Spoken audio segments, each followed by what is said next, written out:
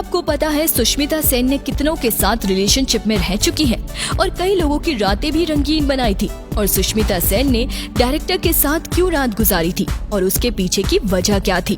सुष्मिता सेन के कुछ 1 या 2 अफेयर नहीं है, बल्कि इनके बॉयफ्रेंड की लिस्ट काफी लंबी है। तो इस वीडियो में हम सुष्मिता सेन की करियर की नहीं बल्कि इनके ढेर सारे बॉयफ्रेंड के बारे में बताने वाले हैं। साथ ही थोड़ा उनकी निजी जिंदगी पर भी झांकने की कोशिश करेंगे। मुंबई आने से पहले सुष्मिता काफी ज्यादा नर्वस थी क्योंकि उसे मुंबई अकेले जाना था, वो भी फर्स्ट टाइम, जबकि वो कभी अकेले दिल्ली में भी नहीं घूमी थी। इसके बाद ये बात अपने बॉयफ्रेंड रजत को बताई। रजत ने जब ये बात सुनी तो उसने अपनी जॉब को छोड़ दिया और उसके साथ में मुंबई आकर सुष्मिता के साथ रहने लगा और यहाँ आकर जॉब करने लगा। इसके बाद सुष्मिता का मिस इंडिया का कंपटीशन शुरू हुआ, लेकिन मिस इंडिया फाइनल का जो मुकाबला था वो ऐश्वर्या राय और सुष्मिता सेन के बीच में अटक गया। मिस इंडिया को एक ही बनती, इसीलिए दोनों की प्रतियोगी से सवाल जवाब हुए, जिसमें सुष्मिता ने बाजी मार ली और सुष्मिता मिस इंडिया 1994 बन गई। मिस यूनिवर्स बनने के 1 साल के अंदर ही उसने फिल्मों में एक्टिंग करने का भी मन बना लिया था। इसके बाद इन्हें एक फिल्म का ऑफर भी आया और वो ऑफर दिया था फिल्म मेकर महेश भट्ट ने। सुष्मिता ने फिल्म में काम करने के लिए तुरंत हाँ भी कर दी और उस फिल्म का नाम था दस्तक, जो कि 1996 में आई थी। इसके बाद सुष्मिता की मुलाकात पहली बार विक्रम भट्ट से हुई थी और फिल्म खत्म होने तक विक्रम और सुष्मिता दोनों आपस में प्रेम करने लगे थे। सुष्मिता और विक्रम एक दूसरे के प्यार में इतना खो गए थे कि विक्रम ने एक ही बार में अपनी पत्नी को तलाक तक दे दिया था। इसके बाद ये दोनों लिव इन में रहने लगे थे और दोनों ही एक शो में भी गए थे, जहां पर इन दोनों ने एक बयान दिया था कि वो एक दूसरे से बहुत जल्दी शादी करने वाले हैं। सुष्मिता की जो पहली फिल्म थी दस्तक, वो डिजास्टर साबित हुई। इसके बाद फिल्म जोर आई, जो सनी देओल के साथ में थी। इसके बाद सिर्फ तुम फिल्म संजय कपूर के साथ आई थी और ये सारी ही फिल्में लगातार फ्लॉप साबित हुई। फ्लॉप फिल्मों का परिणाम ये साबित हुआ कि सुष्मिता और विक्रम भट्ट एक दूसरे को प्यार नहीं बल्कि पनौती समझने लगे थे। इसके बाद उन्होंने एक दूसरे से नाता तोड़ लिया था। इसके बाद सुष्मिता ने रणदीप हुड्डा का हाथ पकड़ा। रणदीप के साथ सुष्मिता लिव इन में करीब 2 साल तक रही और टोटल 3 साल के रिलेशन के बाद इन दोनों प्रेमियों की राहें अलग हो गई। रणदीप हुड्डा से ब्रेकअप के बाद सुष्मिता का नाम जुड़ा मुंबई के बड़े बिजनेसमैन अनिल अंबानी के साथ में।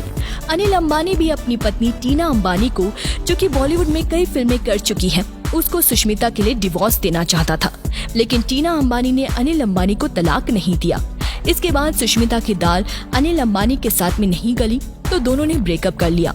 अनिल अंबानी से ब्रेकअप के बाद सुष्मिता सेन एकदम से अकेली और तन्हा पड़ गई थी।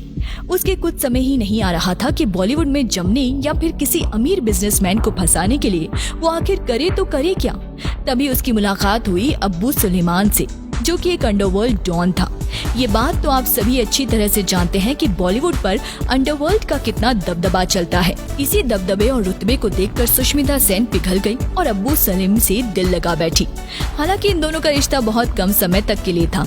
अब्बू सलीम से ब्रेकअप के बाद में सुष्मिता का दिल पूरी तरह से टूट गया था। उसका प्यार से विश्वास ही उठ गया था, क्योंकि वो किसी के साथ भी रिश्ते में फिट नहीं बैठ पा रही थी।